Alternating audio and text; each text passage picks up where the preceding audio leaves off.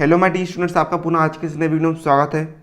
और इसके पिछले वीडियो में हमने क्लास 10th मैथ्स एनसीईआरटी अध्याय 1 वास्तविक संख्याएं के हमने प्रश्नावली 1.3 के उदाहरण क्रमांक 9, 10 और 11 को सोल्व कर लिया था। तो आज के इस वीडियो में हम अध्याय 1 वास्तविक संख्या की प्रश्नावली 1.3 को हम सोल्व करने वाले हैं। इसके सारे सवालों को मैं आपको समझाने वाला हूँ, हल करने वाला हूँ। तो वीडियो को शुरू से लेकर अंत तक जरूर देखिएगा और ध्यान लगाकर समझिएगा। तो आइए हम वीडियो को बिना किसी देरी के शुरू करते हैं। तो इसमें भी आपको अपरिमेय संख्या वाले सवाल दिए गए हैं। तो देखिए यहाँ पर पहला सवाल आपको दिया है, सिद्ध कीजिए कि करनी 5 एक अपरिमेय संख्या है। तो यहाँ पर आपको सिद्ध करना है कि करनी 5 एक अपरिमेय संख्या है। तो आइए हम इस सवाल को सिद्ध करते हैं। तो देखिए हम करेंगे क्या, सबसे पहले हम करनी 5 को एक परिमेय संख्या मान लेंगे। तो हम यहाँ पर लिखेंगे माना कि करनी 5 एक परिमेय संख्या है। हमने करनी 5 को एक परिमेय संख्या मान लिया है। यदि हम इसे सोल्व करने के पश्चात यदि हमें इसका विरोधाभास प्राप्त हुआ तो ये संख्या जो है वह अपरिमेय संख्या कहलाएगी। तो देखिए जैसे कि आपको पता है परिमेय संख्या को हम a/b के रूप में व्यक्त कर सकते हैं, यानी कि हम करनी 5 को a/b के रूप में व्यक्त कर सकते हैं, जहां a और b क्या है, सहअभाज्य पूर्णांक है तथा b का मान 0 के बराबर नहीं हो सकता। मैंने आपको बताया था सहअभाज्य पूर्णांक हम किसे कहते हैं, है ना। सहअभाज्य पूर्णांक हम उसे कहते हैं, मान के चलिए a/b हमने संख्या लिया, तो जो a/b है इसमें केवल स्वयं का और केवल एक का भाग ही जा सकता है। जैसे कि यहाँ पर a/b है तो जो a है, a में केवल स्वयं संख्या यानी कि a का और केवल एक का भाग जा सकता है, और b में केवल उसी संख्या का या फिर एक का भाग जा सकता है। एक और उदाहरण हम लेते हैं 1/2। इसमें जो एक है, एक में केवल एक का भाग जा सकता है और 2 में केवल उसी संख्या का और एक का भाग जा सकता है, यानी कि इनके ये गुणनखंड होते हैं। इनके अलावा इनका किसी संख्या में भाग नहीं जा सकता, स्वयं संख्या या फिर एक के अलावा इनमें किसी का भाग नहीं जाता है। उन्हें हम सहअभाज्य पूर्णांक कहते हैं। तो अब हम इसका आगे स्टेप करते हैं। हम यहाँ पर लिखेंगे दोनों पक्षों का वर्ग करने पर, तो दोनों पक्षों को हम वर्ग कर देंगे। तो यहाँ पर हो जाएगा करनी 5 का होल वर्ग बराबर से a² / b²। अब करनी 5 का वर्ग यानी कि करनी 5 गुणित करनी 5, करनी 5 गुणित करनी 5 बराबर से होता है 5, बराबर से हो जाएगा a² / b²। तो यहाँ पर हम क्या करेंगे, यहाँ पर हम तिर्यक गुणा कर देंगे। इधर a² है, इधर बटे में 1 है, तो a² को गुणा 1 से होगा तो क्यों आएगा a² हो जाएगा, बराबर से इधर b², इधर 5 है तो क्यों जाएगा 5b²। इसको हम समीकरण 1 नाम दे देते हैं। अब हम यहाँ से b² का मान निकालते हैं, है ना। हम यहाँ से क्या करते हैं, b² का मान निकाल लेते हैं। तो क्या आएगा a², इधर बराबर 5 है, इधर में आकर बटे का 5 हो जाएगा। तो यहाँ पर आप देख सकते हैं जो a² है, a² 5 से विभाजित होता है, यानी कि a² में 5 का भाग जाता है। तो हम यहाँ पर लिखते हैं, हम यहाँ पर लिखेंगे यहाँ जो a² है वह 5 से विभाजित है। तो प्रमेय के अनुसार यदि a² 5 से विभाजित है तो a भी 5 से विभाजित होगा। इसके नेक्स्ट स्टेप में हम करेंगे ये कि हम मान लेंगे a बराबर से 5c, और जो हमने माना है a बराबर से 5c, अब हम इस a के मान को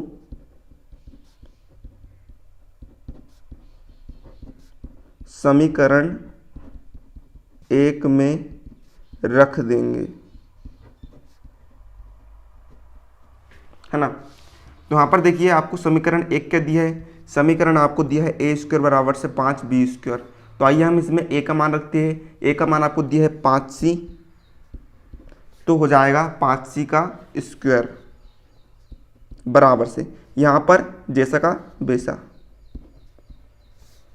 अब 5 का वर्ग क्या होता है, 25 होता है, और c का वर्ग क्या हो जाएगा, c का वर्ग बराबर c के जैसे का वैसा।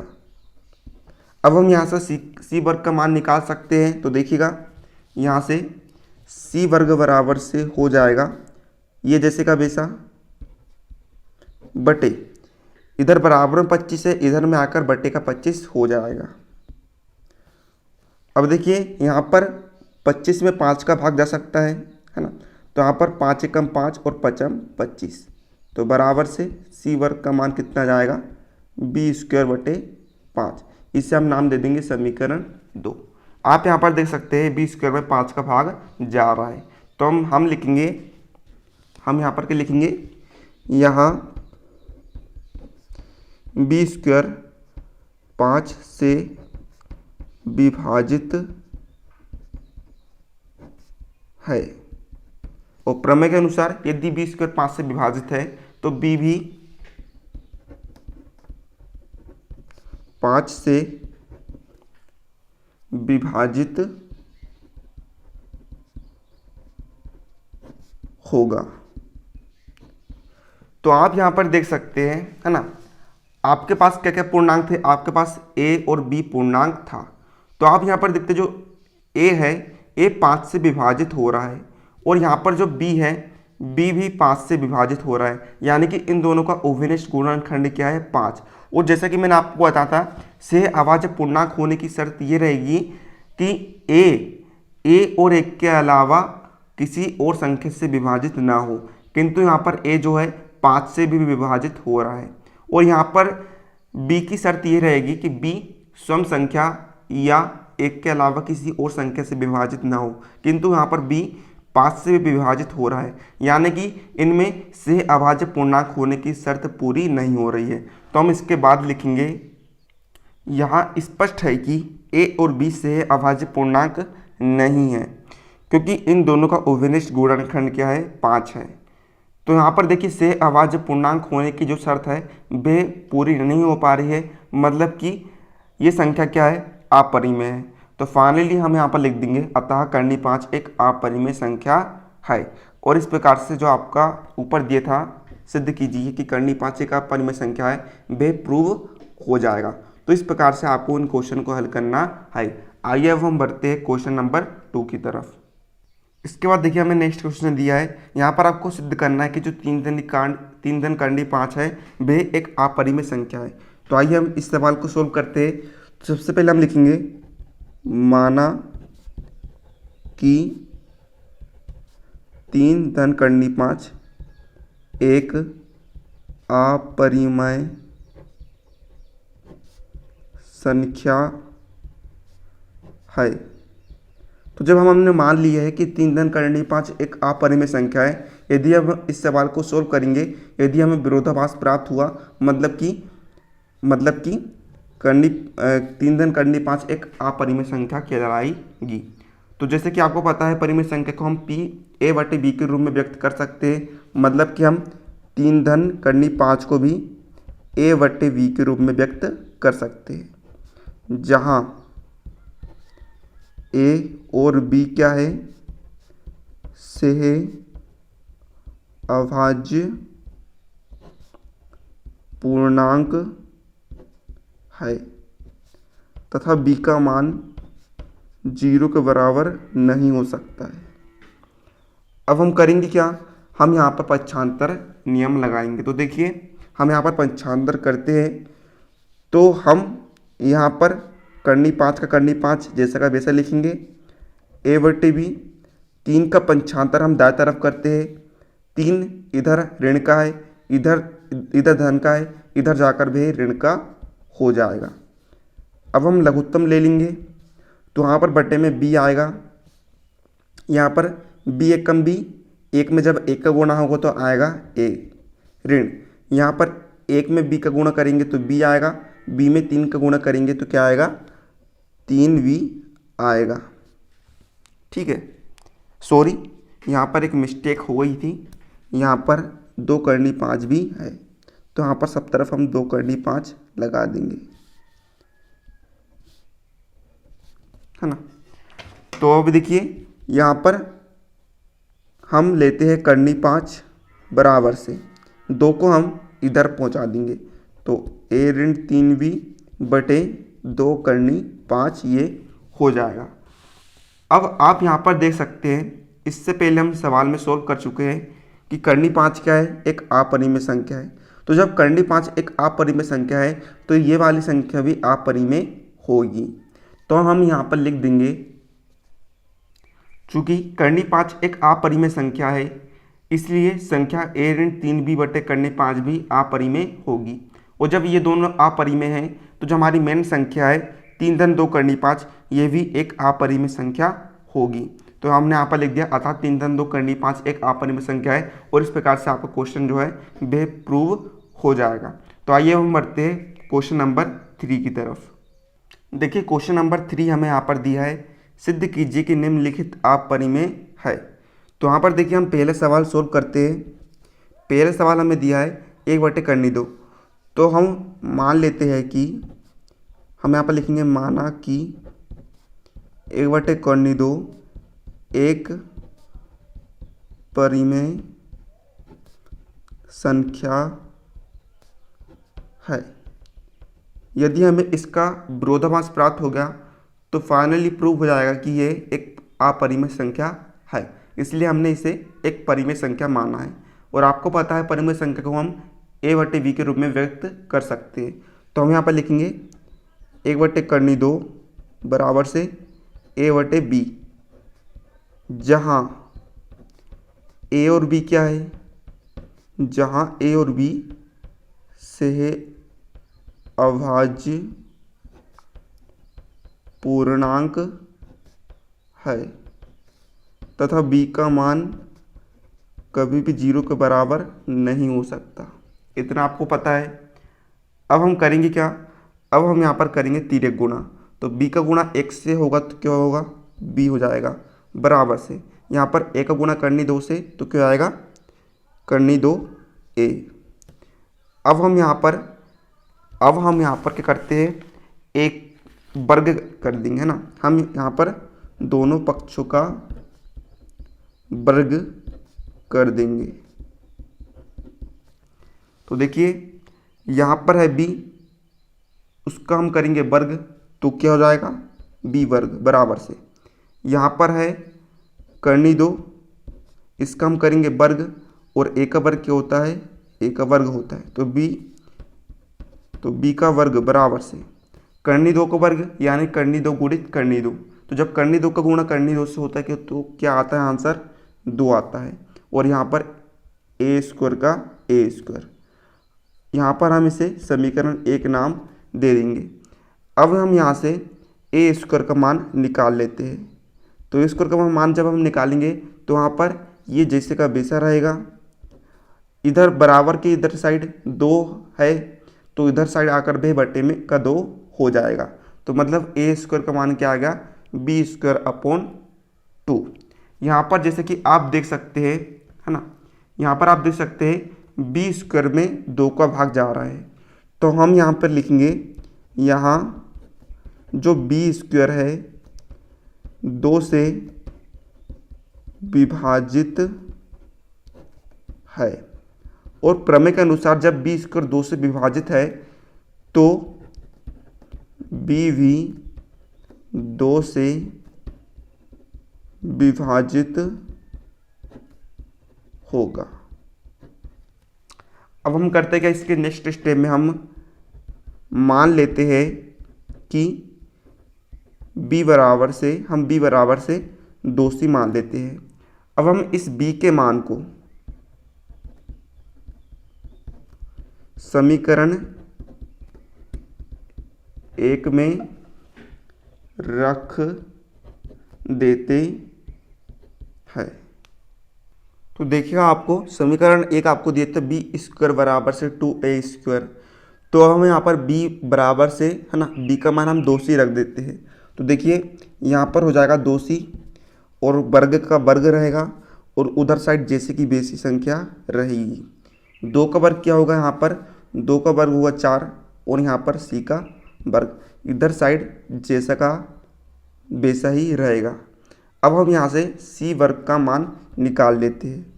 तो क्या हो जाएगा, c वर्ग बराबर से आपका हो जाएगा 2a² अपॉन 4।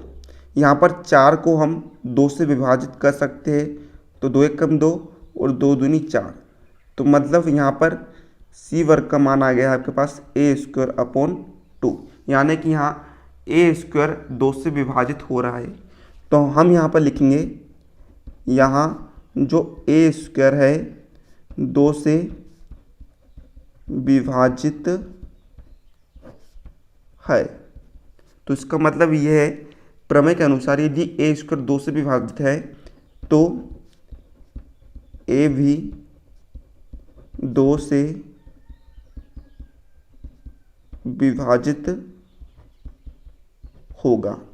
अब आप यहाँ पर देख सकते हैं, है ना, b भी 2 से विभाजित हो रहा था और a भी यहाँ पर 2 से विभाजित हो रहा है।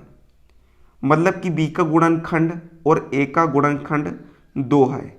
लेकिन सहभाज्य पूर्णांक की शर्त क्या होती है, सहभाज्य पूर्णांक की शर्त ये होती है कि संख्या में उसी संख्या का या फिर एक का बस भाग जा सकता है। किंतु आप यहाँ पर देख सकते हैं a में 2 का भी भाग जा रहा है और b में भी 2 का भाग जा रहा है, यानी कि ये सह अभाज्य पूर्णांक नहीं है। तो हम यहाँ पर लिखेंगे इसके आगे, स्पष्ट है कि a और b सह अभाज्य पूर्णांक नहीं है क्योंकि इन दोनों का उभयनिष्ठ गुणनखंड 2 है।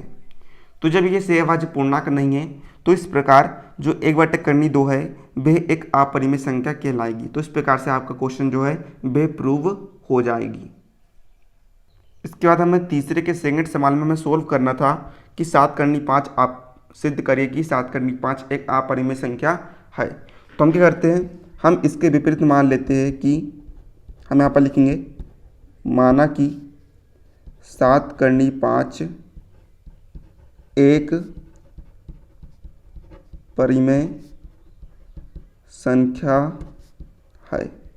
हमने यहाँ पर 7×5 को एक परिमेय संख्या माना है। यदि हमें इसका विरोधाभास प्राप्त हुआ तो सिद्ध हो जाएगा कि 7×5 एक अपरिमेय संख्या है। तो आपको पता है परिमेय संख्या को हम a/b के रूप में व्यक्त कर सकते हैं। तो मतलब कि हम 7×5 को भी a/b के रूप में व्यक्त कर सकते हैं, जहाँ a और b क्या है, जहाँ a और b सह अभाज्य पूर्णांक है तथा b का मान 0 के बराबर नहीं हो सकता। अब हम यहाँ से कर्णी 5 का मान निकालते हैं। तो आप यहाँ पर देखिएगा, कर्णी 5 बराबर से ये जैसे का वैसा रहेगा, ठीक है। 7 जब इधर जाएगा तो वह b के गुणा में हो जाएगा, मतलब कि क्या हो जाएगा, 7b हो जाएगा। यहाँ पर आप देख सकते हैं कर्णी 5 बराबर से क्या आएगा, a/7b। और जैसा कि आपको पता है कि कर्णी 5 क्या होती है, एक अपरिमेय संख्या होती है, हमने इससे पहले सोल्व कर चुका है। यहाँ पर कर्णी 5 जब एक अपरिमेय संख्या है तो इसके बराबर में ये संख्या है, तो ये संख्या भी अपरिमेय होगी। तो हम इसके आगे लिख देंगे, चूँकि कर्णी 5 एक अपरिमेय संख्या है इसलिए संख्या a/7b भी अपरिमेय होगी। जब ये दोनों संख्याएं अपरिमेय हैं, एक दूसरे के बराबर है, तो मतलब कि जो आपकी 7×5 जो आपको संख्या दी है वह भी अपरिमेय कहलाएगी। तो हम यहाँ पर लिख देंगे, अतः 7×5 भी एक अपरिमेय संख्या है। इस प्रकार से आपका ये क्वेश्चन प्रूव हो जाएगा।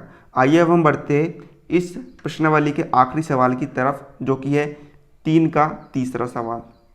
तो देखिए हमें तीसरा सवाल दिया था कि सिद्ध कीजिए कि छेदन करनी 2 एक अपरिमेय संख्या है। तो हम इसके विपरीत मान लेते हैं कि छेदन करनी 2 एक परिमेय संख्या है।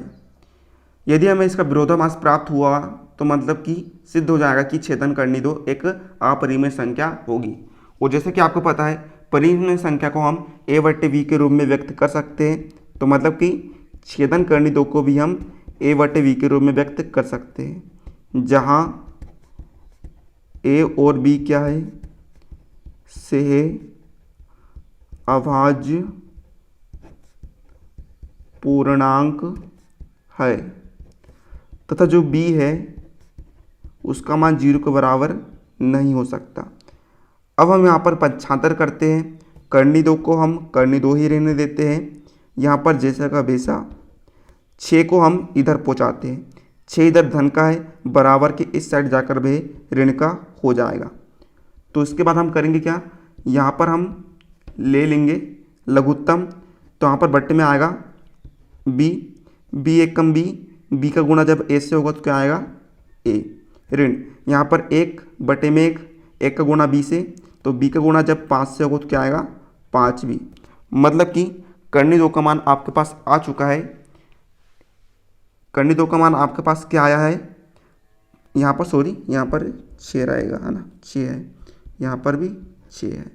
करनी दो का मान आपके पास आ गया है a ऋण 6v। अब चूंकि जो करनी दो है वह एक अपरिमेय संख्या होती है, इससे पहले आपने देख चुका है। चूंकि यहाँ पर करनी दो एक अपरिमेय संख्या है, इसके बराबर में ये संख्या है, तो जब करनी दो एक अपरिमेय संख्या है तो ये संख्या भी अपरिमेय होगी। तो इसके बाद हम लिख देंगे चूंकि करनी दो एक अपरिमेय संख्या है इसलिए संख्या a ऋण 6b भी अपरिमेय होगी। तो इस प्रकार से यहाँ पर जब ये दोनों संख्या अपरिमेय है तो जिसकी जो मेन संख्या है छेदन करनी दो ये भी अपरिमेय कहलाएगी। तो हम यहाँ पर लिख देंगे अतः छेदन करनी दो एक अपरिमेय संख्या है, और इस प्रकार से आपको जो क्वेश्चन है वह प्रूव हो जाएगा। तो उम्मीद है आपको है ना प्रश्नावली 1.3 के सारे सवाल अच्छे समझ में आ गए होंगे। यदि आपको समझ में आ गया तो आप इनकी अच्छे से प्रैक्टिस कर लीजिएगा, आपको एकदम कंठस्थ हो जाएंगे। तो यदि आपको वीडियो पसंद आए वीडियो को लाइक कर दीजिएगा। मिलते हैं हम आपको उसके नेक्स्ट वीडियो, तब तक के लिए जय हिंद जय भारत।